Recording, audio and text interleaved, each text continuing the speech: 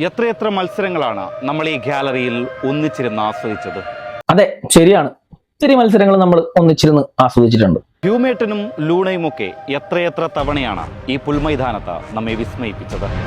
അതെ, ഹ്യൂമേട്ടനും ലൂണയും കറക്റ്റ് ആ ഒരു എന്താ പറയാ ഇമോഷണൽ പരിപാടിയിൽ തന്നെ പിടിച്ചു. കൊള്ളാം. ഇക്കാലം അത്രയും നമ്മൾ തുള്ളിച്ചാടിയതും ആർത്തു വിളിച്ചതുമൊക്കെ ഇതേ കസേരകളിൽ ഇരുന്നാണ്. എന്തിനേറെ നമ്മുടെ വിയോജിപ്പുകൾ പോലും ഈ ടീമിന് വേണ്ടിയുള്ളതായിരുന്നു. ഇപ്പോ നിങ്ങൾ പറഞ്ഞത് പോയിന്റ്. ഇക്കാലം അത്രയുമുള്ള നമ്മുടെ വിയോജിപ്പുകൾ പോലും ഈ ടീമിന് വേണ്ടിയായിരുന്നു എന്നുള്ളത് അത് പോയിന്റ് ആണ്. അതാണ് പോയിന്റ്. ഇത് നമ്മൾ പറഞ്ഞ് മനസ്സിലാക്കേണ്ട ഒരുപാട് ആളുകളുണ്ട്. സോ ഇത് കേരള ബ്ലാസ്റ്റേഴ്സിന്റെ ഒഫീഷ്യൽ പേജിൽ വന്ന പോസ്റ്റ് ആയതുകൊണ്ട് തന്നെ ഭയങ്കര സന്തോഷമുണ്ട്. നിങ്ങൾക്ക് കാര്യം മനസ്സിലായിരിക്കുന്നു.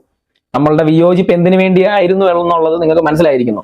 ഇത് ഒന്നാമത്തെ കേസ് ഇത് CK വിനീതും പുള്ളിയുടെ ശിങ്കിടികളോടും കൂടി ഒന്ന് പറഞ്ഞു കൊടുക്കുക.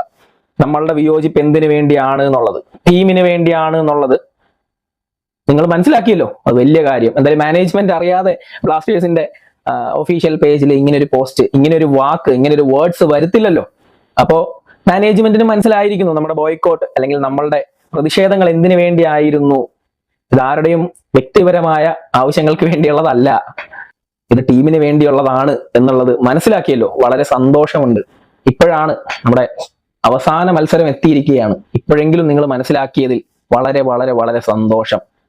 അപ്പോൾ മുമ്പോട്ട് നല്ല രീതിയിൽ പോവുകയാണെങ്കിൽ, അതായത് ആരാധകർക്ക് ആവശ്യമുള്ള രീതിയിൽ, അവർ ഡിമാൻഡ് ചെയ്യുന്ന രീതിയിൽ നമ്മുടെ ടീം മുന്നോട്ടേക്ക് പോവുകയാണെങ്കിൽ ഈ ടീമിനോടൊപ്പം എപ്പോഴും എല്ലാവരും ഉണ്ടാവും.